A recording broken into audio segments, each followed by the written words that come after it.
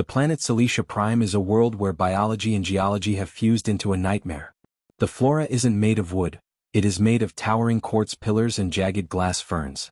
The ground is a shifting carpet of obsidian shards that can slice through a standard combat boot in minutes. But the true terror of this crystalline hell is the bone eater.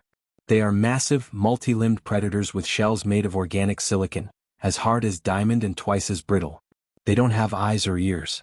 Instead, they possess highly specialized sensory organs that detect the bioelectric frequency of calcium.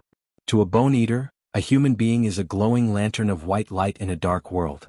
They can sense your skeleton from 5 miles away. They don't want your meat. They want the marrow in your bones to reinforce their mineral carapaces. The first colonial miners were slaughtered. Their heavy metal armor was like a dinner bell for the pack. The bone eaters used their immense weight and diamond-hard claws to crush the steel like aluminum foil, peeling back the layers to get to the white gold inside. We found the remains of entire platoons, perfectly intact uniforms and equipment, but every single bone in their bodies had been turned to powder and sucked dry. The aliens believed they were the kings of the mountain. They thought we were just walking resource nodes. But the Federation doesn't surrender resources. They sent the 22nd Industrial Sabotage Unit, the Ceramic Strikers.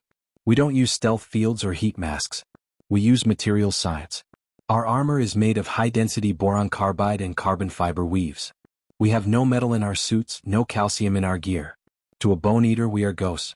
We are invisible piles of clay and plastic moving through their glass forest. And because their silicon shells are too hard for standard bullets to penetrate, we don't bring guns. We bring kinetic impact. We bring the hammer. I am Commander Jace. My hydraulic maul is currently pressurized to 5,000 psi, and I am about to turn these monsters into gravel. The drop into the quartz canyon was a symphony of grinding glass. We landed in the middle of a valley where the trees reached 300 feet into the violet sky. The air was thick with the scent of ozone and the sharp tang of mineral dust. My HUD was blank.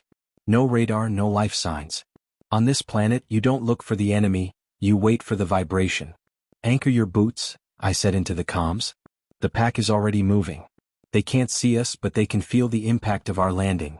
Rook here. My maul is hot. I feel them coming through the ground. Large signatures, Sarge. At least 20. Jack's here. They are confused. They are circling the drop pods, looking for the calcium that isn't there. The first bone eater emerged from the shadows of a quartz spire. It was a terrifying sight, a 10-foot mass of jagged obsidian plates and glowing blue veins of liquid silica. It moved with a rhythmic, grinding sound, its 4 legs ending in diamond-tipped points. It tilted its head, its sensory pits flaring as it tried to locate the source of the vibration. It was looking right at me, but it didn't see me. I was a ceramic shadow. Engage, I ordered. I lunged forward. I didn't need to be quiet. I needed to be heavy. I swung my maul, the skull cracker, in a massive overhead arc. The hydraulic piston fired with a sound like a cannon shot. The head of the hammer hit the bone eater square in its central carapace. Silicon is incredibly hard, but it cannot handle sudden kinetic shock. The impact didn't dent the shell, it shattered it. A massive web of cracks spider-webbed across the beast's body, and then it simply exploded. Thousands of razor-sharp shards sprayed into the air, and a fountain of blue silica blood coated my white armor. The beast collapsed, its structural integrity completely compromised. One down. Clear the lane. I roared. The rest of the pack realized they were under attack. Even if they couldn't see our calcium, they could feel the violence. They swarmed the clearing, their massive claws swinging blindly at the air. Jax and Rook moved like a well-oiled machine. Jax used a heavy pneumatic ram to shatter the legs of a charging predator, sending it sliding across the obsidian ground. As it fell, Rook followed up with a horizontal swing that took the creature's head off in a spray of blue dust. We weren't fighting, we were mining. Every strike was a calculated application of force against a brittle material. They are trying to cluster. Break their formation. I stepped into the path of 2 bone eaters. They were clicking their claws, a sound like a million stones hitting a window. I triggered the jump jets in my boots, leaping 20 feet into the air. I brought the maul down with the weight of my 2-ton suit behind it. The ground shattered. The shockwave of the impact sent a ripple through the obsidian floor, tripping the predators. Before they could regain their footing, I was on them. I swung the maul left, then right, 2 rhythmic thuds that turned the kings of the jungle into a pile of construction debris. The crag hulk is here. Sarah yelled from the perimeter. From the deep canyon the Alpha emerged. The Crag Hulk was the size of a main battle tank, its carapace reinforced with layers of stolen human bone calcium that had turned its shell a sickly, opaque white. It didn't grind, it roared, a sound of grinding tectonic plates. It had enough mass to create its own gravitational pull on the loose shards of glass on the ground. It has a calcium-reinforced shell. The standard mauls won't crack it. Rook shouted, his hammer bouncing off the beast's shoulder with a harmless spark. Then we don't hit the shell, I said. We hit the joints. I sprinted toward the Hulk. The monster sensed my mass and swung a massive claw, a limb as thick as a tree trunk. I slid under the strike, the obsidian shards screeching against my ceramic plates. I reached the beast's rear leg, a massive pillar of silicon. Jax, anchor the front. Jax fired 2 magnetic harpoons into the Hulk's chest. They didn't stick to the silicon, but they wrapped around the jagged protrusions. He dug his boots into the quartz, holding the beast in place for a fraction of a second. I placed the head of my maul directly against the primary joint of the Hulk's rear leg. I didn't swing. I engaged the overdrive burst. The maul didn't strike once. It vibrated at a high-frequency ultrasonic pitch. The sound was a deafening, glass-shattering shriek. The silicon joint, caught in the resonance, began to glow a hot blue. Then, with a sound like a mountain breaking, the leg shattered into dust. The Crag Hulk tilted, its massive weight suddenly unsupported. It crashed to its side, the impact shaking the entire canyon. Now, finish it. Sarah, Jax, and Rook converged on the fallen Alpha.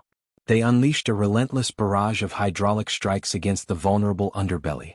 The white, calcium-reinforced plates held for a few seconds, but under the repeated, concentrated kinetic energy they finally gave way. The Hulk's chest cavity caved in, a massive eruption of blue ichor and shattered bone shards painting the clearing. The Alpha was dead.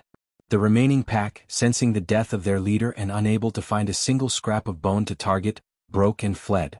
They scrambled back into the dark crevices of the crystal forest, their grinding sounds fading into the distance. I stood in the center of the clearing, my white armor now a mottled mess of blue blood and gray dust. I looked around at my squad. We were breathing hard, our hydraulic systems hissing as they bled off excess pressure. The forest was quiet again, the only sound the tinkling of falling glass shards from the trees. Status, I panted. Unit 2, still in one piece. My hammer needs a new piston, but I'm solid. Unit 3, armor integrity at 90%. That Hulk was a tough nut to crack. I looked at the remains of the Crag Hulk. It was a pile of rubble.